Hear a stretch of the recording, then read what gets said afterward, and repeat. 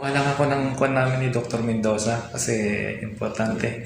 Una siya yung partner ko sa buhay ko, kaya abangan nyo ha. Hello mga kabayan, magandang gabi sa inyong lahat. Ngayon nandito kami sa hospital, kasama ko yung kasama ko. Wala kasi akong time na mag-vlog, kaya naisipan ko mag-share na lang ng konti. Kasi nandito kami sa Asian Gulf Hospital dito sa Jubail. Wala pa kasi akong naiisip na title ng aking vlog. Kaya siguro mag-share na lang ako ng title na kahit anong mangyari, Pasko pa rin kahit may pandemya. Yan siguro ang i-share ko sa inyo mga kabayan. Gayon ka kasi wala tayong oras. At ito nga, kahit may pandemya, sana yung diwa ng Pasko, sana nasa puso natin. Alam naman natin na ang Pasko ay pagmamahalan. Sana yun ang focus natin. Alam natin na mahirap sa ngayon, lalo na kailangan pa rin tayo ng social distancing. Kailangan pa rin natin ng ito nga, nakamas pa rin tayo. At syempre, kailangan pa rin ng laging mag-hand wash, personal hygiene. Saka sa Pilipinas nga, kinakailangan pa rin ng face shield. Kaya napaka-importante yan. So ito yung may ibibigay ko na topic ngayon. So ngayong Pasko at sa mga nais namang ito pa rin yung mga pwedeng business natin. Siguro pinakamaganda na siguro yung pabili na pwede natin i-business ngayong Pasko. Kasi ang Pilipino mahilig sa pagkain yan. Kahit alam natin na kulang yung pera natin, syempre hindi naman tayo papayag na hindi natin ma-celebrate yung Pasko natin kasi yan ang kapanganakan ng Panginoong Yesus, di ba? Kaya pagkain, yan ang isang napakagandang business na suggest ko sa inyo. Kung marunong ka magluto ng pansit, puto bumbong, kahit ano na pwede mong i-offer sa tao. At kayo naman na magkakapit-bahay, dapat magtulungan na lang kayo itong Pasko. Kung gusto nyong magkaroon ng unity or oneness, magtulungan kayo, magsuportahan kayo sa mga negosyo ninyo. Total, seasonal naman yan. Kaso lang kailangan kasi talaga natin ng income. Kaya kung may nagluluto sa inyo ng pansit, pwede na kayong bumili doon.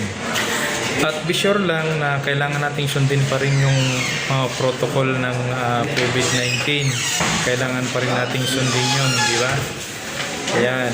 Kung halimbawa, bibili ka ng mga produkto niya, bibili ka ng puto o pansit, pupunta ka sa kapitbahay mo pero nakamas ka pa rin.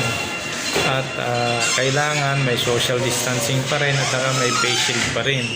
At yung personal hygiene, kailangan pa rin yan. Yan. At hindi lang yan. Ngayong Pasko, kung nais mo talagang mag-business, ang Pilipino talaga, yaman at yaman lang din na hindi tayo makapagsimbang gabi.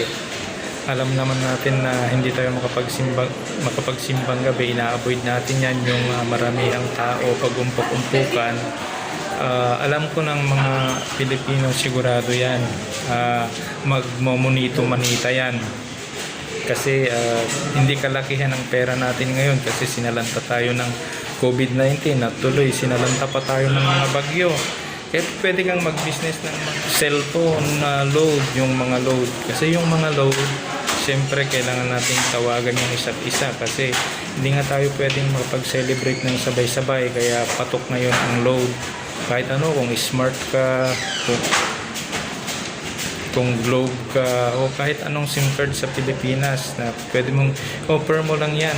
Ngayon, kung makita mo na maganda, di tuloy-tuloy mo na yung business ng load. Kaya napaka-importante yan ang Pilipino kapag mahal yan.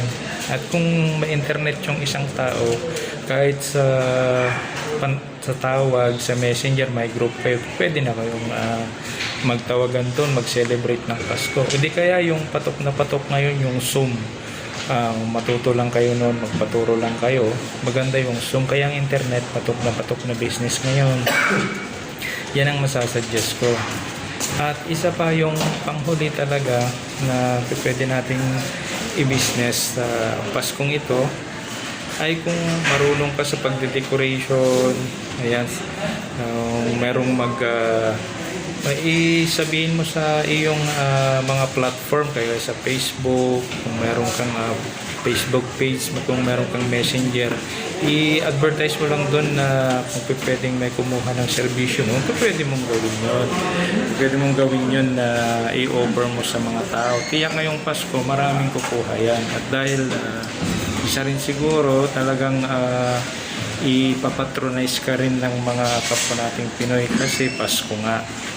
At isa pa, kung mahilig at magaling ka sa pag-wrap ng mga gift, pwedeng business yan. Yung practical lang ngayon ang pwede natin gawin kasi gusto lang naman natin kumita, di ba?